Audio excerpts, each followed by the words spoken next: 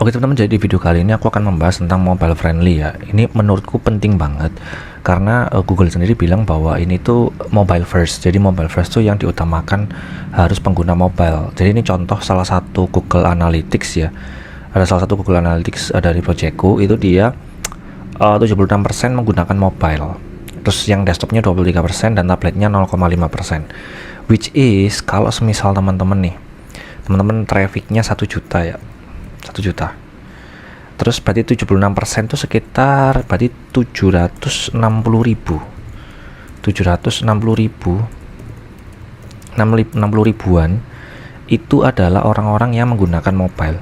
Berarti 760 ribu ini harus kita provide sebuah ya desain layout yang menyenangkan gitu, yang bisa dipakai itu kita nggak keganggu gitu.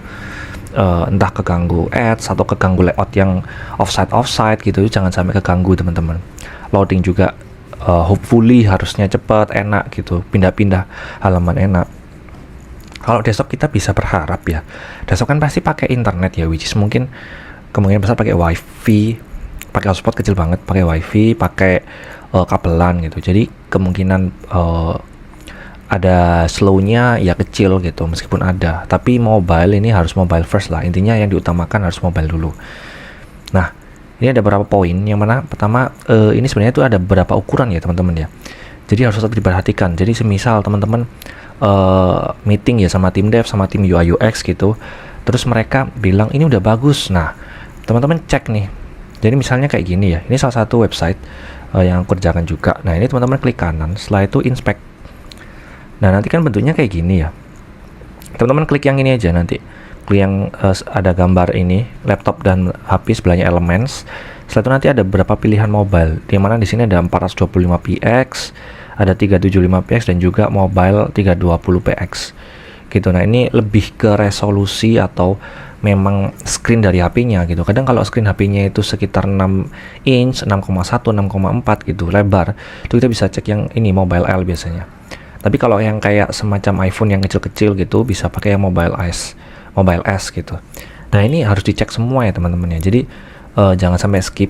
Dan juga kalau misalnya ada teman-teman buat upload artikel baru harus dicek juga gitu. Jadi jangan sampai skip. Ini semuanya harus dicek gitu teman-teman. Jadi seperti contohnya tadi, klik kanan, inspect gitu ya. Itu poin yang pertama. Terus poin yang kedua adalah jangan sampai ada yang offside. Nah maksudnya offside itu gimana? Jadi ini contoh aja, misal aja ya. Ini tuh halaman artikelnya teman-teman kayak gini ya. Yang pernah aku alami itu adalah misal ini artikelnya ya. Jadi ini artikelnya, terus biasanya di tengah artikel kita juga bisa tambahin yang namanya ini teman-teman, gambar ya. Jadi biar lebih interaktif gitu. Nah kayak gini, aduh salah lagi ya, intinya gitulah. Ini daripada ngerapin satu-satu kan. Nah biasanya kan kita di sini kasih gambar ya. Biasanya di sini tuh kita kasih gambar di mana, di sini di tengah gini. Di tengah gini itu kita kasih gambar. Kita ganti warnanya ya kali ya. Nah gini. Nah biasanya kalau teman-teman pakai yang mobile itu kan pasti ininya lebih kecil ya. Nah itu dia biasanya itu offset gini teman-teman. Jadi dia nggak bisa apa istilahnya, nggak mobile friendly gitu. Nah ini teman-teman harus perhatikan dan juga jangan lupa di report ke tim devnya ya, bahwa masih ada artikel yang offset gini dalam bentuk gambar, video, link juga bisa biasanya. Hyperlink itu biasanya offset juga gitu. Nah ini biasanya kalau yang kayak gini ini berhubungan sama website yang non WP atau non WordPress. Jadi kalau misalnya pakai WordPress biasanya itu sudah teratasi hal-hal yang seperti ini. Cuma tetap harus diperhatikan juga. Tapi kalau yang non WP itu harus wajib diperhatikan gitu teman-teman. Terus yang ketiga, ini perhatikan komposisi tulisan ya. Jadi pertama gini, semisal let's say ya, ini kan kayak gini, satu artikel ini. Teman-teman inspect. Nah, yang aku maksud dari perhatikan komposisi tulisan dan konten itu pastikan bahwa kayak font-fontnya ini itu enak dibaca. Yang pertama, yang kedua ya kayak semisal penggunaan font tuh harus konsisten gitu. Jadi kayak yang ini besar, yang ini kecil, yang ini besar lagi. Kalau misalnya memang header mungkin nggak apa-apa, tapi kalau yang lain-lain kurang konsisten jadi kurang enak juga gitu teman-teman. Jadi pastikan komposisinya enak. Terus komposisi juga yang biasanya orang-orang lakukan itu adalah kalau di orang-orang yang memang kayak misalnya gini, yang aku lihat juga itu si Glint sini teman-teman. Ini contoh aja ya. Jadi dia itu tulisannya ini mungkin kalau di beranda kayak gini ya. Tapi kalau kita lihat di ini, lah dia itu kayak gini teman-teman. Jadi satu paragraf itu langsung dipaste, satu paragraf dipaste gitu. Jadi orang baca itu bisa cepet, sedangkan kalau seperti ini kan bisa sampai satu gini ya. Satu berapa kali sini? 1, 2, 3, 4, 5, 6, 7, 8, 9, 10, 11, 12. Ini kalau dari segi pembacaan, komposisi kayak gini tuh nggak enak dibaca. Jadi kalau kita pengen berlama-lama ya setidaknya kayak gini. Aduh, ada pop-up-nya lagi. Nah kayak gini, jadi kayak singkat-singkat aja nggak apa-apa. Jadi ini teknik penulisan SEO seperti ini yang aku lihat di Glint ya.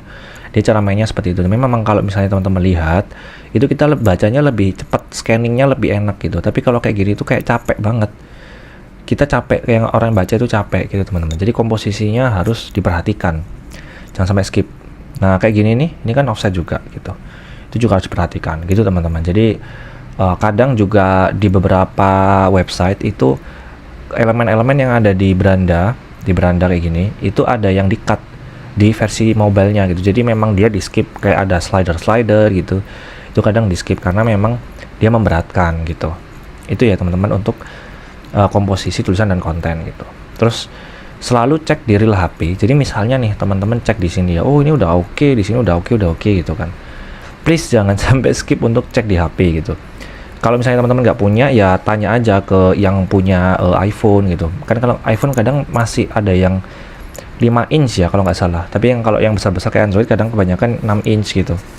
Itu selalu cek semuanya ya, jangan sampai skip gitu teman-teman. Selalu dicek. Karena kadang kalau misalnya di website kita udah di mobile kita udah bagus, tapi di mobile orang belum, kan ya harus disetting ulang. Teman-teman harus report ke tim devnya gitu. Terus setelah itu jangan lupa ini teman, perhatikan penempatan ads, jangan sampai mengganggu. Nah ini apalagi khususnya kayak website-website yang dia itu isinya kayak gini. Ini contoh aja ya, tapi kayaknya bukan sih. Kalau Kompas kayaknya enggak. Jadi dia itu kadang penempatan iklannya itu gak sopan gitu. Tapi bukan ini sih, ada yang lain mungkin ya. Jadi pada saat kita check in spek gini, jangan sampai ini tuh apa ya teman-teman, menutupi gitu atau nggak enak gitu penulisannya gitu. Jadi tetap pastikan ini itu tetap manusiawi lah istilahnya, dibaca itu enak gitu. Kadang tuh ini udah ada pop-up di bawah ya. Nah di sini tuh ada pop-up besar, terus di sini ada pop-up besar, terus kita baca apa gitu kan. Jadi itu teman-teman harus perhatikan lagi gitu, bahwa tetap memang cari duitnya di sini, tapi kan kita harus pastikan lagi bahwa ya orang baca itu tetap enak gitu. Kadang kalau pas kita sembarangan klik gitu ya, tiba-tiba ada pop up, itu kan nggak enak banget gitu ya. Jadi kenyamanan user itu tetap harus kita perhatikan, meskipun ya kita tetap butuh uang juga gitu. Jadi menurutku itu sih mungkin teman-teman untuk poin-poin di mobile friendly yang teman-teman harus perhatikan. Nah ini penting karena ini tadi pengguna user atau pengguna teman-teman itu bakalan 76 sampai 80% itu adalah mobile gitu. Karena orang itu pasti kan bawa kemana-mana HP, tapi orang belum tentu bawa laptop atau desktop gitu. Jadi mereka pasti search itu kebanyakan pakai mobile gitu. Jadi itu sih teman-teman yang perlu dipastikan dan diperhatikan untuk mobile friendly ya.